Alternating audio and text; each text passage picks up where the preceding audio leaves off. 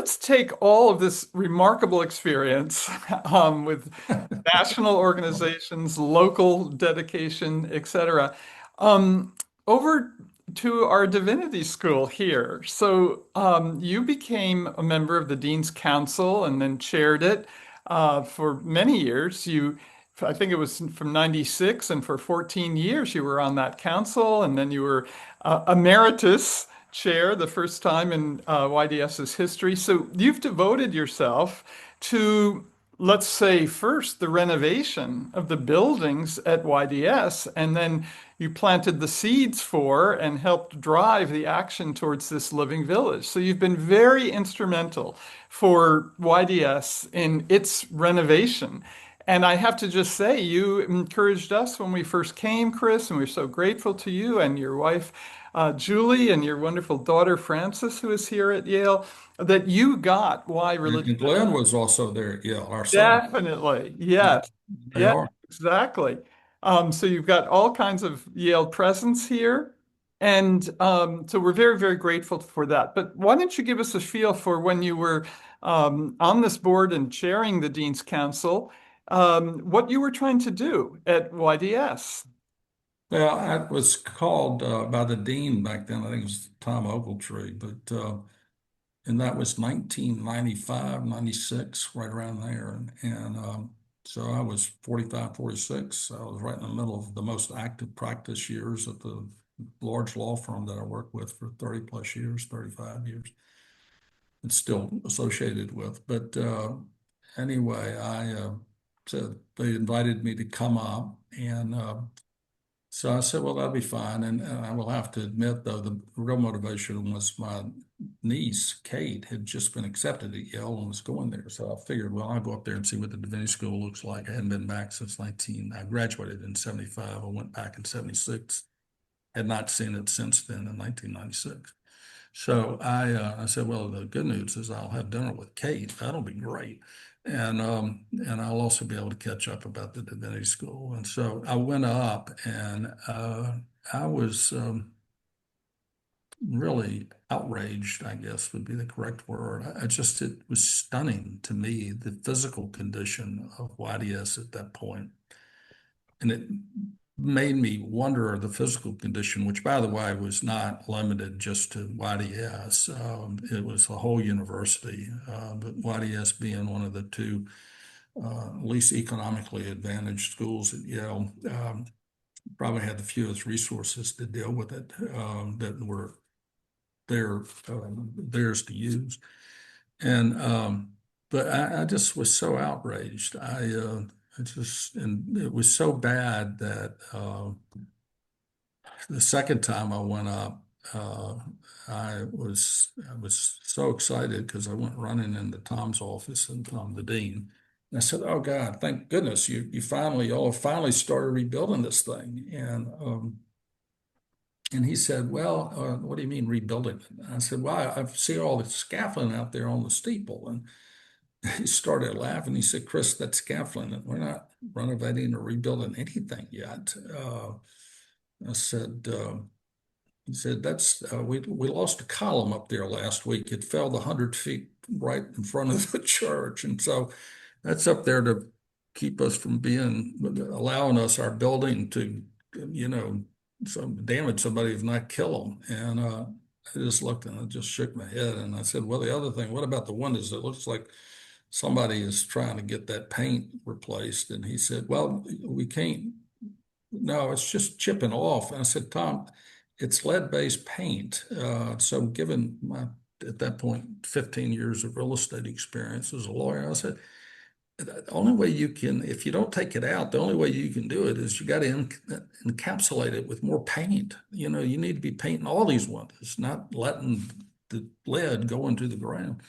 So anyway, they had problems. And again, Yale had real issues, and thank goodness Rick Levin came in, and David Swenson, who ran our endowment, he came in and started us in a different direction at Yale. But I was just, when my Uncle Carl went there, Yale Divinity School was known as the Vatican of the Protestant Church. And so I grew up with that image of it.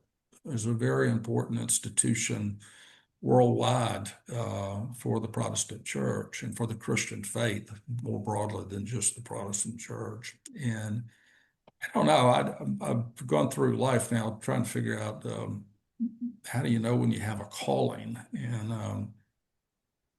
I don't know. I've now done this since 1996. So what's that, 29 years. And I've always known that I was not going to quit doing it until that school was rebuilt.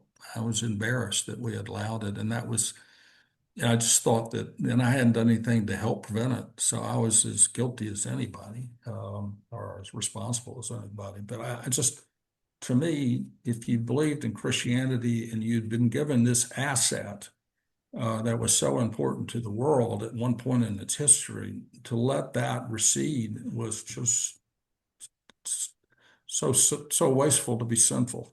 And it's given up such a marker. And so anyway, I've stewed over that concept for almost 30 years now. And people have said, well, we need to get the divinity school out. We need to get faith out, spirit out. It doesn't need to be at a secular global university. I mean, we don't do that. We're intellects. We're all about truth and facts. And, at a personal level, I've always thought, well, guess what? It's a pretty strong force in everyone's life if it's tapped in. And if you're tapped in to do something like that, it directs you. And so I've been very straight in my own mind about it the whole time. And I also knew that until we could get the physical plant renovated and rebuilt and solve some problems, that we weren't going to get where we needed to be, simply because who would give you money for new programs when you were taking such poor care of gifts? At least ostensibly, it seems like you were taking poor care. So anyway, that became real important to me. And I never expressed it quite this way to my colleagues at Yale, but I will on this tape just so other people can stay tuned for their own inner motivations. And I mean, obviously I've done all this as a volunteer. There's been no compensation whatsoever gained for it. My family and I've loved doing it, and we're very pleased with where it is right now because I'm about I'm about done. But the 14 years I was chairman, there was never any question to anybody that we were going to rebuild that school. I mean, there were questions to a lot of us about whether we would be successful, but in terms of having a core belief and a direction and a goal, uh, I never had one. And if the deans, and I've worked with 6 deans at Yale Divinity School, so it's taken 6 deans to get where we are now. And I can tell you the current one and the last one, Harry Attridge and Greg Sterling, have been fabulous. They've just been fabulous. But they knew in their hearts that they were going to be rebuilding those buildings because they were going to lose their DACs if they did, the Dean's Advisory Council. They were going to lose a good number of their members if that was not the goal, because that's what a lot of us have been there. I mean, George Bauer, great donor for the new building, he came that same meeting, and it was interesting in '96 because he came up. They said, well, George, we really appreciate it if you could come over because you're a neighbor and your wife's been involved here. And um, if you could come over and talk to us about helping us create a new advisory council. And so George came and we met that first day, and we've been close ever since. And but they asked him to talk about faith and work. And George started that, and Miroslav Falk, all of that sort of started about that time and got some economics behind it, and that was good.